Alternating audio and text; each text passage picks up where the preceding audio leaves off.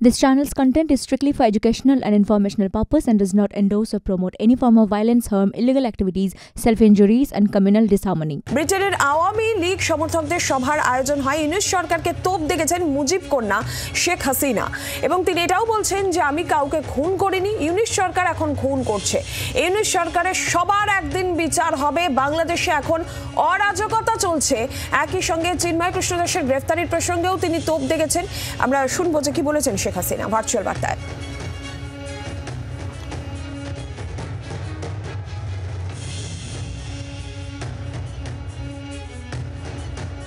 2024-এ সরকার গঠন করার পর আমরা যখন দেশকে এগিয়ে নিয়ে যাচ্ছি, এই বাংলাদেশকে একটা যুদ্ধ বিধ্বস্ত বাংলাদেশ গড়ে তুলে জাতির পিতা বঙ্গবন্ধু শেখ মুজিব উনার একটা সম্পূর্ণত দেশ হিসেবে প্রতিষ্ঠা করে দিয়েছিলেন, যেটা আন্তর্জাতিকভাবে স্বীকৃত, জাতিসংঘ কর্তৃক স্বীকৃত ছিল। আমাদের লক্ষ্যই ছিল ক্ষুদ্র দারিদ্র্যমুক্ত বাংলাদেশ গড়ে তোলা। গৃহহীন ভূমিহীন মানুষকে আমরা বিনা পয়সায় ঘর করে দিই। বাংলাদেশের 58টা জেলা সম্পূর্ণভাবে ভূমিহীন গৃহহীন মুক্ত হয়, সেখানে কোনো মানুষ ভূমিহীন গৃহহীন ছিল না, আর বাকিগুলো করে দেওয়ার কাজ চলমান ছিল।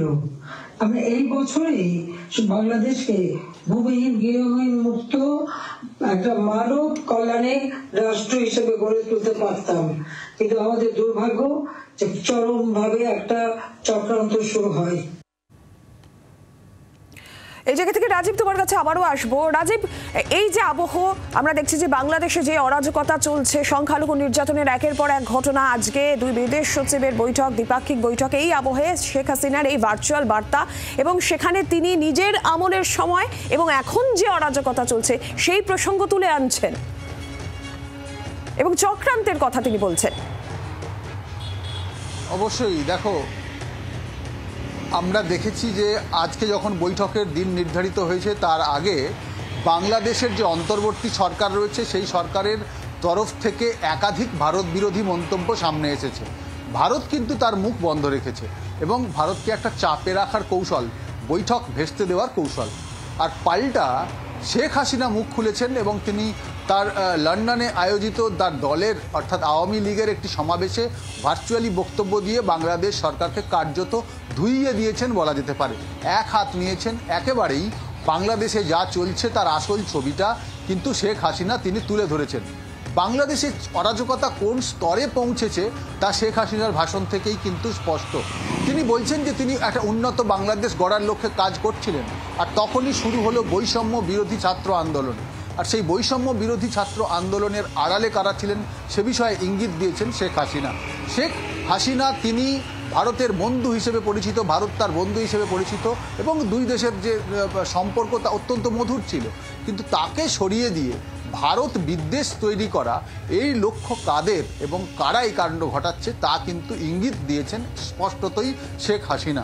শেখ হাসিনা তিনি আশাবাদী যে বাংলাদেশে যারা এইসব করছেন তাদের বিচার হবে, কিন্তু বাংলাদেশে এই মুহূর্তে যে অরাজক পরিস্থিতি তা সহজে ঠান্ডা হবে কিনা সেটা সময় বলবে।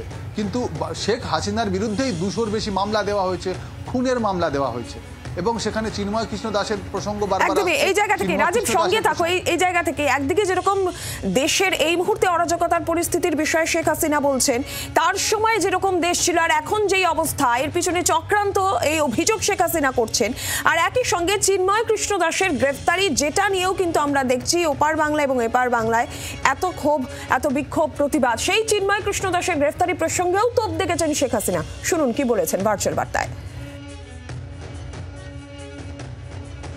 আপনারা জানেন যে এমনকি একজন সাধু চিন্ময় কৃষ্ণ দাস, তাকে গ্রেপ্তার করা হলো, কিন্তু তার পক্ষে আইনজীবী দাঁড়াতে পারবে না। এটা কোন ধরনের বিচার যে একজন আসামির পক্ষে আইনজীবী দাঁড়াতে পারবে না? যদি কোনো আসামি আইনজীবী না দিতে পারে তো এটা সরকারের দায়িত্ব আইনজীবী নিয়োগ দিয়ে দেওয়া, ন্যায় বিচারের স্বার্থে। বাংলাদেশে ন্যায় বিচার নাই এবং তার পক্ষে দাঁড়ালো কেন? সেই জন্য আইনজীবী পিটিয়ে হত্যা করা। এবং তাদের এবারে আমরা একটা অদ্ভুত ব্যাপার দেখি যে মানুষকে পিটিয়ে হত্যা করা। রাজীব, চিন্ময় কৃষ্ণ দাসের গ্রেফতারি এবং তার পক্ষে কোনো আইনজীবী না পাওয়া, যেখানে সরকারের দায়িত্ব তাহলে তাকে আইনজীবী দেওয়া, এই প্রসঙ্গগুলো আজকে কিন্তু শেখ হাসিনার ভার্চুয়াল বার্তায় উঠে আসলো। যেই চিন্ময় কৃষ্ণ দাসের গ্রেফতারি নিয়ে আমরা দেখছি এত প্রতিবাদ, এত বিক্ষোভ।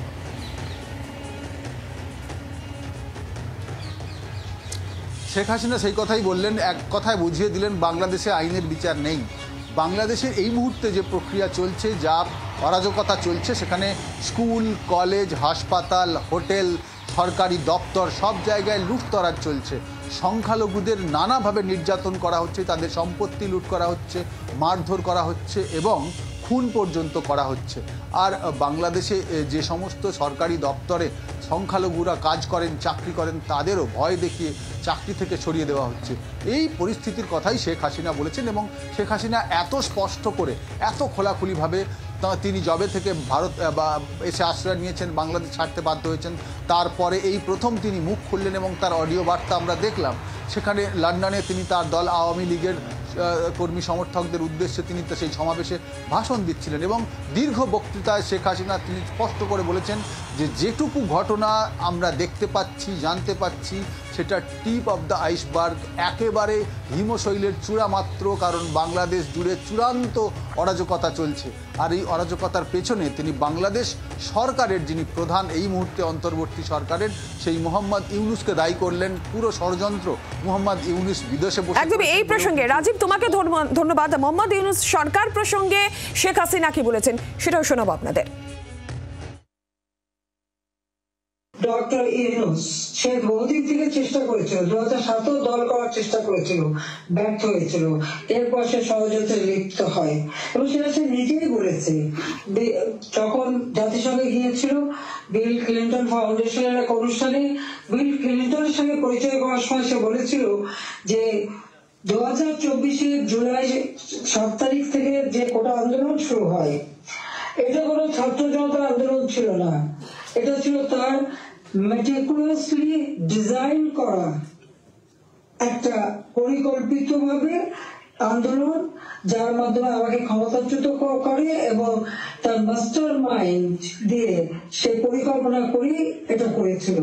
কথাটা বাস্তব, কারণ কোনো কোটা ছিল না, সব দাবি মানা হয়ে গেছিল। কিন্তু দাবি মানার পরেও কেন আন্দোলন চলে? আর এই আন্দোলনের কোনো নেতা কিন্তু খুঁজে পাওয়া যায়নি। যেখানে একটা গভীর চক্রান্ত, সেটা বোঝাই যাচ্ছিল। ওই চক্রান্তটা সে মেটিকুলাসলি করেছিল। তার চক্রান্ত 1, 2, 3 অর্থাৎ ABC, এইভাবেই তার পরিকল্পনা করা। প্রথমে আন্দোলন সে সফল করলো, এরপর সব জ্বালা পোড়াও। বাংলার আওয়াজ, বাঙালির আবেগ, জি 24 ঘন্টা।